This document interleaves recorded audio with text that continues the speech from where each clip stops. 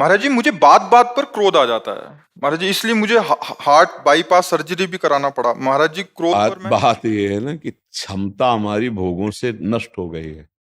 क्षमता होती सहनशीलता, विचार के द्वारा, विवेक के द्वारा जो हमारे प्रतिकूल व्यवहार, प्रतिकूल बात, प्रतिकूल व्यवहार में ही तो हमें क्रोध आता है, अनुकूलता में थोड़ी आता है। आप समझ रहे हो ना? हमारे मन के विरुद्ध बात होगी, हमें गुस्सा आ जाएगा। अब हमारी विचार क्षमता खत्म हो गई भोगों के कारण, हमारे अंदर आध्यात्मिक शक्ति खत्म हो गई भोगों के कारण, तो जरा सी बात में गुस्सा आ जाता है। और अगर विचार शक्ति बढ़ जाए, आज चर्चा में सुना था क्या? सत्संग में थे क्या? शायद नहीं होंगे। सत्संग में थे?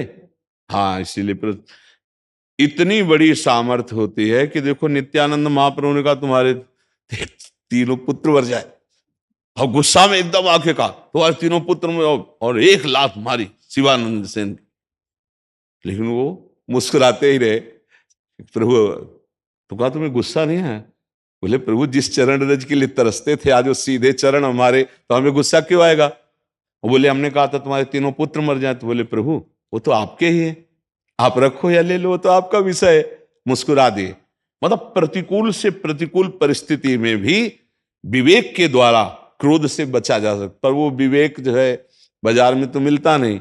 अनुकूलता में कभी गुस्सा नहीं आता, प्रतिकूल जहां हुआ तो हमें गुस्सा आ जाता है। यही हमारी बंधन की वृत्ति है, अनुकूल का भोग करना और प्रतिकूल में नाराज हो जाना। अच्छा, ये ऐसी प्रतिकूलता है कि सोच में आपके गुस्सा आ जाएगा।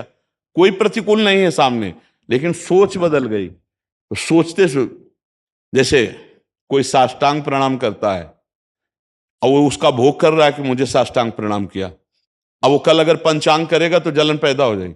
आज साष्टांग नहीं किया, अरे उसकी मौज, वो साष्टांग लूट गया, उसकी मौज पंचांग लूट गया, श्रद्धा, लेकिन उसका भोग किया ना प्रणाम का, तो दूसरे दिन प्रश्न खड़ा हो जाएगा। जल किसी भी वस्तु का, किसी भी क्रिया का भोग करोगे तो आपको दुख होगा, पक्का होगा।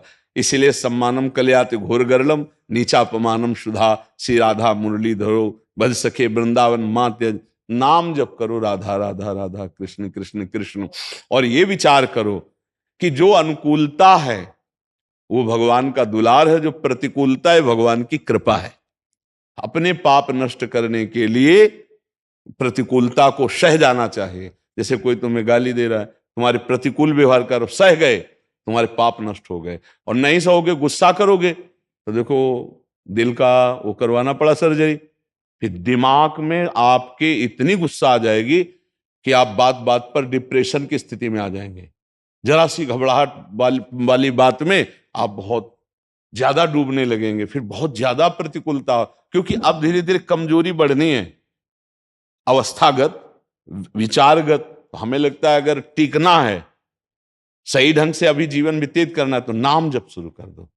ऐसे नाम जप करो जैसे कंजूस गरीब आदमी एक एक रुपया संभाल के रखता है, ऐसे एक एक नाम हम ऐसे संभाल कर, और जाके नाम रूपी धनी, वाके कौन कमी।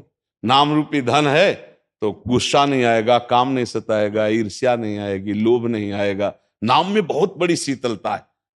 अगर आज तक कोई सहा है अधिक से अधिक कष्ट, तो नाम जापक।